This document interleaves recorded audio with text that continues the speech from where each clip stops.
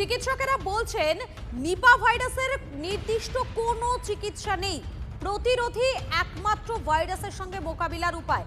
খেজুরের রস ঢাকা দিয়ে রাখতে হবে, খেজুরের রস না ফুটিয়ে খাওয়া যাবে না।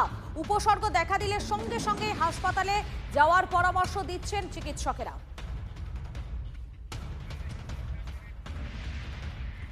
দেখুন, বিশেষজ্ঞদের মতে ফল খেকো বাদুড় থেকে এই নিপা ভাইরাস ছড়ায়।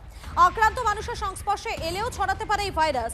এমনকি যেমনটা এখনো পর্যন্ত জানা যাচ্ছে, নিপা সংক্রমণের যে উপসর্গ জ্বর, গায়ে হাতে পায়ে ব্যথা সহ একাধিক উপসর্গ থাকে। ডক্টর ভাস্কর নারায়ণ চৌধুরী আমাদের সঙ্গে রয়েছেন, আপনাকে স্বাগত TV9 বাংলায়। দেখুন, নিপা সংক্রমণে সংক্রমিত হয়েছেন দুজন নার্স, এই খবর ইতিমধ্যে আমরা পেয়ে গিয়েছি। কিন্তু সবথেকে বড় বিষয় হলো এই উপসর্গ থেকে বাঁচার জন্য প্রোটেকশন হিসেবে আমরা কি কি করতে পারি এই মুহূর্তে? প্রোটেকশন হিসেবে নিপা ভাইরাস একটি অত্যন্ত কন্টাজিয়াস ভাইরাস এবং অত্যন্ত মারাত্মক ভাইরাস। এটা খুব বেশি মানে কন্টাজিয়াস, মানে খুব ক্লোজ কন্ট্যাক্টে এটা ট্রান্সমিটেড হয় একজন মানুষ যার অলরেডি নিপা ইনফেকশন হয়েছে তার থেকে আরেকজনের। এটা সাধারণত আসে ব্যাট থেকে, ব্যাট যে কামড়ানো ফল এইসবের সংস্পর্শে এলে, বা ধরুন শুয়োর বা এই ধরনের কোনো অ্যানিমালস যারা আর কি ইন্টারমিডিয়েট হোস্ট, যাদের কোনো সিমটমস হয় না, বা কিন্তু তার থেকে মানুষের মধ্যে এলে একজন মানুষের মধ্যে থেকে আরেকজন মানুষের মধ্যে ক্লোজ কন্ট্যাক্টে এটা ট্রান্সমিটেড হতে পারে।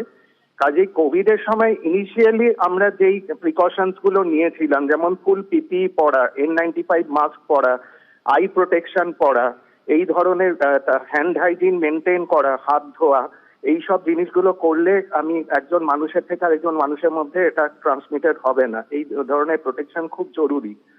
এছাড়া ধরুন ফল যখন কিনছেন তখন দেখে নেওয়া যে ফলের মধ্যে কোনো কামড়ানোর চিহ্ন আছে কিনা, ব্যাট বিটেন ফ্রুট যেটাকে বলে, সেইগুলোকে অ্যাভয়েড করা, বা বাড়িতে এনে ফল টলগুলো খুব ভালো করে ধুয়ে পরিষ্কার করে তারপরে খাওয়া ভালো, খোসা ছাড়ানোর আগে। এইসব জিনিসগুলো মেনটেন করা উচিত। তবে এটা সাধারণত খুব ক্লোজ কন্ট্যাক্টের মধ্যেই হয় এবং খুব বেশি ছড়ায় না। এর আগে কেরালাতেও হয়েছে, আমাদের এখানে পশ্চিমবঙ্গেও আগে হয়েছে, কেরালাতেও হয়েছে, কিন্তু খুব সতর্ক থাকতে হবে আর কি এর থেকে বাঁচার জন্য, কেননা ভীষণ ভিরুলেন্ট ভাইরাসটা। অর্থাৎ প্রত্যেককে এই মুহূর্তে সতর্ক থাকতে হবে। ধন্যবাদ আপনাকে।